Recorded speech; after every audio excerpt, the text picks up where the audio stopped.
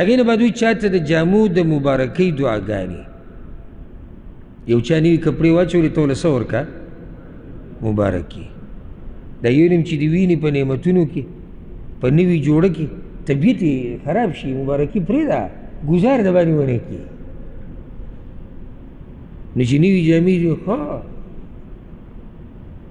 دا کوم ځای کې لکه چې هر ځای کې دي د الله نعمت دی د الله اوس دی پوه شه د رب پوه شه غلی کړې ده که په رښتیا د ګټلي دي که هر څه کړي خو ته سینه پراخه ساته ګاډی دي د چا سره مزدار ولیدو ماشاءالله تبارک الله مبارکي وله ورکړه کور یو سړي جوړ کړو مبارکي وله ورکړه سینه پراخه ساته رب العالمین به د باندې خپلې خزانې پراخه ساتي دا چې کوم سړی چې وږی نهر غونته کي که نه نو د ده څه خیال دی چې الله یې دله ورکوي څه دی وګوره لکه خوار او زار ګرځي د ده کار صحیح په کلي کې علاقه کې داسې ګرځي را ګرځي لکه دلته دا آبادي را دا باسي په څومره او پوټ او کنال او بیا به حسابونه سټارټ شي نو چې دا ټول حساب دی تعلق ښه ته نه یا خو چې د کور نه بهر ته وتی څه کار له یو دی یا په بل ملک کې مسافر خو حساب دی کوي نو چې دا حساب کله وشو نو په دې ختمه نه شوه اوس دی ګټي د میاشتې څو د میاشتې خو د دومره تنخواه نو په دې کې دا کور جوړېږي نو ولې نو که نه جوړېږي بیا خو د غلا کړي هسې د داسې عذاب نه دی الله موږ وساتي چې سړی په غیبت کې هم وخته شي په بهتان کې هم واوړي او پردي حسابونه او د دې سړي ذهن دومره تیزې په دې حسابونه دي ټول عمر یې دغه کړی که نه لکه ته به ما او تا به حساب کوو داسې ورو ورو چې د میاشتې تنخواه دومره شوه نو دا ضربې 12 نو دا موږ به پکې دا ګوتې هم داسې کوو لږ حساب به کوو نه هغه دله ټکه پړکه کمپیوټر پېژنه کې هغه ټول عمر دغه کار دی پردي حسابونه تنخواهګانې کرایانې نه نو تا ته به پکې دا وایي صبر وایي دله د هغه ځینه هم دومره راځي هلته یې کور په کرایي ورکړی ظالم زویه کېدای شي د هغه نه یېرې او ده ته یاد دا سړی ټول عمر له دقه شان ګرځي ټول عمر ما لیدلي که تاسو هم لیدلي په خپله دی ګوره پراخه رزق نه ویني او که یي ورسره هم څه الله رب العزت پې هغه خوری نه د دې بس دقه حسابونه به کوي او دا کتابونه به کوي او دا رجسټري به ورسره وي که نوي جامې په چا پیرزو نه ده ښکلي پیزارې په چا پیرزو نه دي ښکلی کور په چا پیرزو نه اوس ستا څه خیال دی چې ستا په بل مسلمان نه دی پیرزو نه الله به تعالی درکړي مسلمان خو دې ته وایي ګوره چې زه په شلېدلو کپړو کې یم که نه او پای کې ټانکې لګېدلي او هغه سوری شوي هغه جامه او خپل ورور وینم په ښایسته جامو کې نو زه به خوشحاله شم دا ډېر ګران کار دی ګوره چې ویلو کې اسان دی خو ډېر ګران دی واقعي یعنې په ځمکه باندې د دې تطبیقول په هغه وخت کې دا ډېر ګټ زړه غواړي ډېر ګټ ایمان غواړي چې ته د یو مسلمان په ترقۍ چې تا نه مخکې تللی دی ته پرې خوشحاله شي دا لوی ایمان غواړي الله دې موږ ته نصیب کړي او زموږ پښتنو کې خفه کېږو نو په دې باب کې کمی ډېر دی موږ پردی پرېږده ګاونډي پرېږده چې خپل ورور د یو ابۍ او دادا نه پیدا وي د هغه په کامیابۍ باندې بس چې دی نو بنګېږي را بنګېږي څه وایي را وایي څه چې دا څنګه نو چې مسلمان په نعمت کې وي نو نسي چل کوه حساب که څه څه وله کوه دعا د برکت ورته وکړه خوشحاله شه ته بل دا چې چا ته تپوسونه مه کوئ ډېر دا ښه خوی نه دی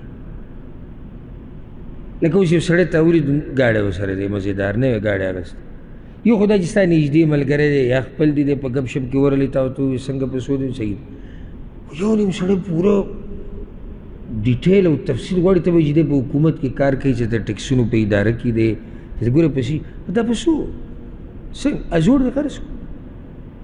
او هغه نو پوره تاسو لس پای کې تاسو نه راتلي هغه ستاسو فیملي پای کې هغه پرېږده چې خپل ژوند تېروي دی پوه شو ګاډی پوه شو کار یې پوه شو فیملي پوه شو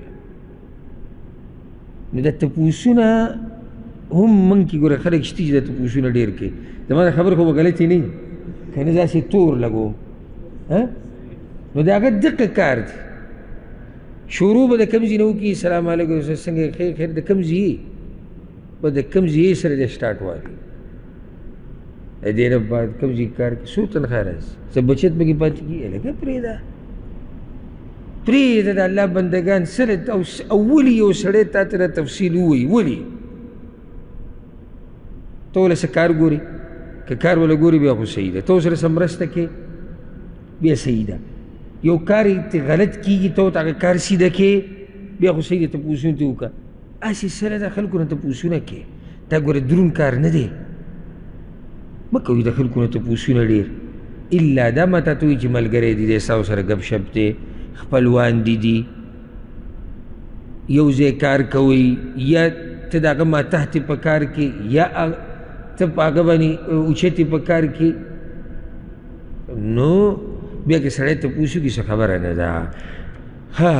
ته یو سړی ولیدو نوي کپړې اچولي دي نو څه به کوې مبارکي به ورکړې دا مبارکي په اصل کې څه ته وایي پښتو کې یعنی د برکت دعا به کوې موږ چې کله داسې ووایو که نه اختر دې مبارک شي جامې دې مبارک شي کور دې مبارک شي نو موږ اصل کې وایو کور دې مبارک شه دا پښتو کې داسې استعمال شوی دی مبارک اصل کې مبارک شه بس کله کې داسې وایي نو د دې مطلب دا دی چې ستا په دې کور کې دی الله برکت واچوي ستا په دې جامه کې دی الله برکت واچوي ته عامه دعا هم کولی شي ګورې دې کې شریعت څه پابندي نه ده لګولې خو غوره دا دی چې ته هغه دعا ووایې کومه چې شریعت کې راغلې ده لکه اوس ته ما سره ملاو شو نوي جامې دي اچولې ما تا ته ووایي چې مبارک شه یاره عیب خو نشته ما تا ته ووایي چې الله دې پکې برکت واچوي خو که ته بالفرض هغه دعا ووایې چې کومه حدیث کې راغلې ده نو هغه ډېره غوره ده و دې کې یو خبره ذکر کړې ده ذکر نه دی عبدالله بن عمر ویو دا روایت امام ابن ماجه راوړی دی چې ان رسول الله صلی الله علیه وسلم رأى على عمر رضی الله عنه قمیصا ابیض رسول صلی الله علیه وسلم په عمر رضی الله عنه باندې سپینه جامه ولیده سپینه جامه او تاسو ته مه ووایي چې جامو کې نارینو دپاره سپینه ډېره مزېداره ده ولې رسول وسلم باچلو دا خو صحیح شو بله خیره پې ښکاري نو مزه کوي زر به وینځي دی فایده ته مجبوره یې که دا پوزه په دې خاورو کې ککړه کې که نه خو دا جوړه به دویمه ورځ باندې په درېیمه به وینځي او چې داسې رنګ دې را پیدا کړی چې لکه خړ او تور او د هغې نه ککری جوړ شي د هغې صرف هله پته لګي چې طبعي شوي دی چې بیا بین د باندې هم لګېده شروع شي نو دا یو نوم دې ته خوشحالې وی دې ته خیري پته لګي چې کله اوبو ته ور واچوې که نه یو دې مشین کې ولې دغه ورکړي نو دا سپینې جامې یا دغه هلکه رنګونه چې نور هم کم دي دې کې فایده دی چې سړی مجبوره یي د دې انځلو ته نو ځکه سپین لباس ډېر استعمالوي نو عمر رضی الله عنه سپینه جامه اچولې وه رسول الله صلی الله علیه وسلم ورته ثوبک هذا غسیل ام جدید عمر دا کپړه دې نوي ده که انځلې دي ده کله سړی کپړه دومره مزېداره وینځي چې څه ښکاري نوي ښکاري هغې نوي ده که انځلې ده وی لا بل غسیل یا رسول الله دا خو انځلې مې ده بعضو آثارو کې روایتونو کې داسې هم راځي چې نوي ده رسول الله صلی الله علیه وسلم ورته البس جدیدا واغونده نوي جامه یعنی الله دې په تا باندې نوي واچوي وعیش حمیده او ژوند تېر که ستایلی شوی ژوند یعنی ژوند تېر که د عزت وموت شهید او مړ شه شهید دا اوس یو دعا هم دی یو قسمه لکه ته یو کس ولیدو جامې نوي اغوستي ته ورته الله دې په تا نوي واچي یعنې الله دې همیشه په داسې نعمتونو کې لره او الله تعالی ښایسته ژوند درکړي او الله دې مرګ د شهادت درکړي دا ښکلې دعاګانې دي او د دې نه غټه مسله دا راوته چې څه دپاره دعا راوړې ده دا حدیث راوړی عفوا هغه دا چې څوک په نوي جامه کې ویني نو ته ورته هم خوشحالېږه لکه څومره رسول وسلم په دې خبره کې دلچسپي واخیسته عمره وي کپړه نه وي لکه انځرې یې ده چې کله یو سړي دومره دلچسپي واخیسته ورسره مسکې و پوه شي چې دی ستا په نعمت خوشحاله لکه اوس ما ستا په لاس ګړۍ ولیده نوي ها ماشاءالله ماشاءالله کله په پوه سړی خوشحاله دی ښه چې ما دا او بس ته به وایي چې پته نشي چې څه تنده راولېدو نو ګړۍ خو ما نه وي اخیستې طبیعت د ده ولې خراب شو نو بیا د هغې نه بعد په دې خبره ودرېده که تا ورته وښوه چې هرکه دا ویې نه دا ما ته خو دیسي ښکاري ټک به ته پیدا کړي په زړه کې لکه دیسي دي که نه هغه ځان له اخیستې ده پرې چې خوشحاله وي ورته یو میاشت خو به وچلېږي که نه یو هفته خو به وچلېږي نو پرې چې خوشحاله اوس ده ورته په زړه کې ټک واچوو کیدای شي دا ګړۍ یو کال وچلېږي نو یو کال د ده نه زړه دغه شان تېر شو چې دا سبا خرابېږي او دا بل سبا خرابېدو والا داسې کې چې پلاني څه ویلي دي چې دا دیسي ګړۍ ده کار خو هسې هم شوی دی که نه چې شوی ده ورته وایه ماشاءالله تبارک نه نه ماشاءالله ډېره مزېداره ریټ هم ښه دی نه دا په څو هغه وایي دا به 50 روپیو دغه ځای کې به 30 میلاوي نو اوس خو کار شوی دی سره ورته طبیعت خراب دی زما خپل ځاني دا عادت دی زما خپل ځاني الحمدلله چې څوک راته څه شی هم وښیي که دا شی هم هغسې زه ورته همیشه هر چاته هم دا ښه شی دی الا دا چې یو شی در علي او مشوره درنه غواړي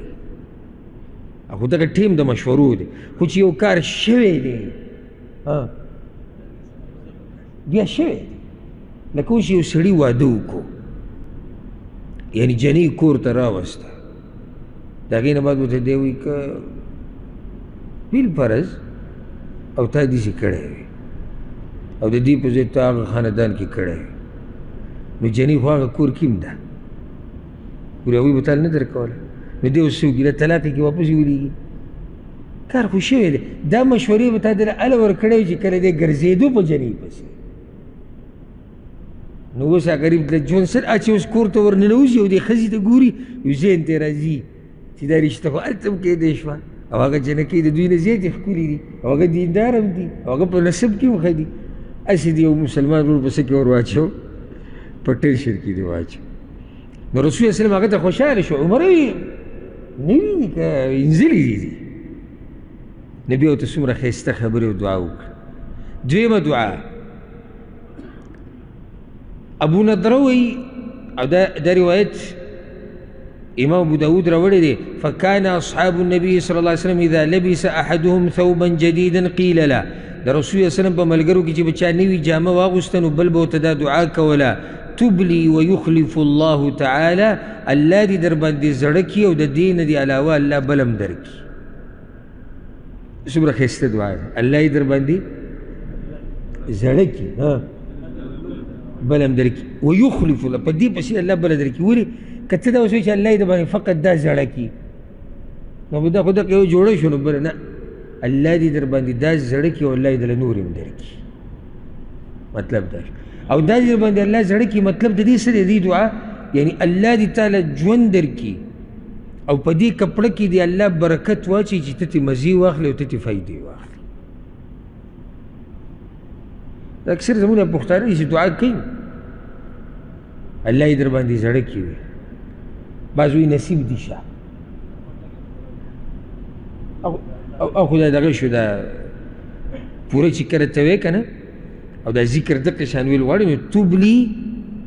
ويخلف الله تعالی تبلي ويخلف یو ځای کې تا نه دا هېر شو دا زما ذهن ته رانغی هېر شو نه پښتو کې ووایه الله یې در باندې زړه کړي او الله دې نور هم درکړي خو دا دعا هله کېدی شي چې کله څه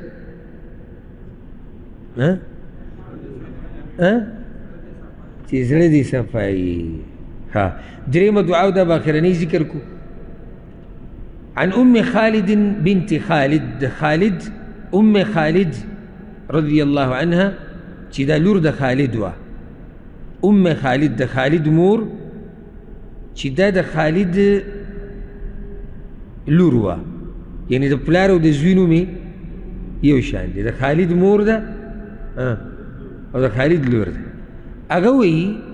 که دا په هغه وخت کې وړه وه، کله چې دا قصه کوي ښه وایي زه وړه ومه. اوتي رسول الله صلی الله علیه وسلم بثياب فيها خمیصة سوداء، رسول صلی الله علیه وسلم نه څه کپړې جامې راوړلی شوې،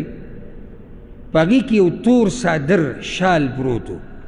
تور صادر پکې و مزیدار. نو رسول صلی الله علیه وسلم وایي چې من ترون نکسوها هذه الخمیصه، ستاسو څه خیال دی چې دا صادر به چا ته ورکړی کېږي؟ فاسکت القوم، خلک ټول غلي شو. قال ائتوني بأم خالد، رسول صلی الله علیه وسلم ام خالد راولئ، دا ماشوم و باوه او ماشومانو د پاره هم کونیت یې ښودی شي، دا د عربو عادت دی، ماشوم د پاره هم کونیت یږدي، د پلاني پلار د پلاني مور. وی راولئ دا ام خالد، نو هغه وایي زه راوستی شومه. فالبسنیها بیده، نو رسول صلی الله علیه وسلم په خپلو لاسونو مبارکو دغه صادر زما په دې سر راواچه. وقال ابلی واخلقی مرتين، او دوه پیرې دا ټکی ووایي ښه، ابلی واخلقی، ژوند تیر که په دې کې او زړه که ده، یعنې الله یې دله برکتي ژوند درکړي او الله یې در باندې زړه کړي، دا یې مطلب شو. ابلی واخلقی دا د زنانو د چې زنانه ته وایي داسې به وایي، چې نارینه ته وایي نو ابلی واخلق، ای سره بیا یا نه وایي. دوه پیرې رسول صلی الله علیه وسلم دا دعا وغوښته. فجعل ينظر الى علم الخمیصه، نو رسول صلی الله علیه وسلم په دې صادر کې چې کومه ګلکاري شوې وه، کوم نقش و نگار پکې و، چاپې پکې جوړې شوې وې، هغې ته یې کتو. ویشیر بیده الی، او په دې لاس باندې ما ته اشاره کوله او دا یې راته وایي چې یا ام خالد هذا سنه و یا ام خالد هذا سنه، ای ام خالد دا خو ډېر ښایسته دی، ای ام خالد دا خو ډېر ښایسته دی. اصل کې دا دومره قصه موږ دغې دپاره راوړې، ابلی و اخلقي، او دې نه دا فایده هم راووته چې د ماشومانانو سره خوش اخلاقي کول دا د رسول صلی الله علیه وسلم طریقه وه.